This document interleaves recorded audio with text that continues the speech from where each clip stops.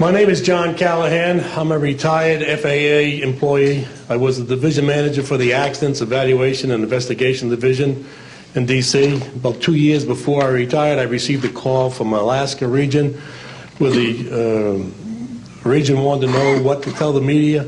When I questioned, tell the media what, he says about the UFO, and it went downhill from there. What UFO?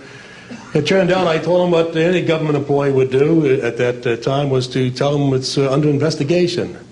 And then I had him send all that data to the FAA's tech center in Atlantic City. The next day, my immediate boss, service director, Javi Safir, and I went to Atlantic City. I had just purchased a new video camera, and I videoed the event. And in Atlantic City, we had them play back on a scope, you would call it a scope, a plan view display, PVD, exactly what the pilot seen or what the controller seen, and we tied that in with the voice tape so we could hear exactly what the controller said and what he heard, and we taped it. We came back the next day, briefed the administrator, Admiral Ingen, on what happened. He wanted a 5-minute briefing. After we started the briefing, he wanted to know if he could see the video. We put the video on. He watched the video, the whole video.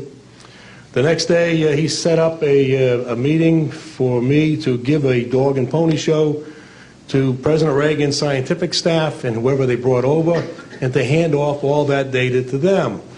That morning in the FAA round room, it was either 9 or 10 o'clock, 3 men from Reagan's scientific staff, 3 CIA people, 3 FBI people, and I don't remember who the other guys were, along with all the FAA experts that I brought with me that could decide or talk about the hardware and the software, how it worked. We put on a dog and pony show. We let them watch the video. We had all the data there. We had all the printouts that the computer put out. They got all excited over it. When it was all done, the CIA, one of the CIA men told the people they were now sworn to secrecy, that this meeting never happened and this event never happened. When I asked him why, I thought it was probably just a stealth bomber at the time, he says, well, this is the first time that we have recorded radar data on a UFO, and these guys are going to get all excited, drooling over all this data. I said, well, you're going to tell the public about it? And he says, no, we don't tell the public about this. It would panic the public. He says, we're going to go back and study this. I said, okay. It was what he was going to do. Now, I've told this story many times, and I get sometimes funny looks from people. I have with me the voice tapes of the controllers that were involved, the FAA original tapes. See, after we handed this stuff off to the president's staff, the FAA didn't know what to do with it. We don't separate UFOs from real traffic, so it's not our problem. Okay? I have a copy of the original of the video that we took, which is rather interesting. And once the thing was all over, the reports started coming into my office, but because it wasn't an FAA air traffic problem, the FAA's report ended up on a table in my office.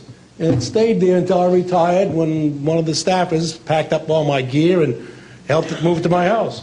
Also, in a box I found just a few days ago, in my 1992 tax return, I have the target printouts from the computer data, which, so if you wanted to or look at every target that was up there at the time, you can now reproduce this from this piece of paper here.